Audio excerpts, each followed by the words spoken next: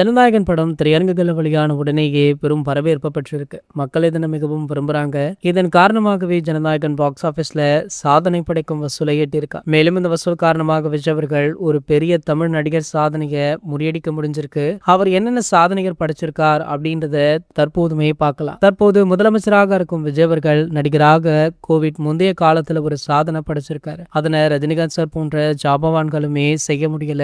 கோவிட்டுக்கு பிறகு வெளியான பீஸ் படம் 130 கோடி நிகர வசூல் பண்ணுச்சு. பின்னர் வாரிசு வெளியாகி 178 கோடி வசூல் பண்ணுச்சு. அதற்கு பிறகு 2023 லியோ வெளியாச்சு. இது விஜய் அவர்களுடைய அதிக வசூல் செய்த படமாகும். அதே நேரத்தில் படத்துடைய வாழ்நாள் வசூல் 341 கோடியாக இருந்தது. மேலும் வெளியான கோட் 252 கோடி வசூல் பண்ணுச்சு. இப்போது ஜனநாயகன் படம் ரிலீஸ் ஆகி கிட்டத்தட்ட வசூல்ல பட்டைய கிளப்பிட்டு விஜய் அவர்களுடைய ஜனநாயகன் படத்தின் வசூலுக்கு பிறகு 1000 கோடி கிளப்ல இணைஞ்சிருக்காரு. அதாவது கோவிட் பிந்தைய காலங்கள்ல தன்னுடைய 5 படங்களுடைய வெளியீட்டிற்கு பிறகு 1000 கோடிகளுக்கு மேல வசூல் செய்த ஒரு நாயகனாக, அதுவுமே கோலிவுட் நாயகனாக திகழ்ந்திருக்காரு. ஆகையால பாத்தீங்கன்னா தற்போது இவருக்கு வாழ்த்துக்களுமே குவிஞ்சிட்டு இருக்கு. இனி வரும் நாட்களிலும் ஜனநாயகன் திரைப்படம் நல்ல வசூல் கொடுக்கும் அப்படின்னு எதிர்பார்க்கப்படுது. இது போன்ற செய்திகளை பத்தி நீங்க உடனே தெரிஞ்சுக்க நம்ம சேனலை மறக்காம சப்ஸ்கிரைப் பண்ணிக்கோங்க.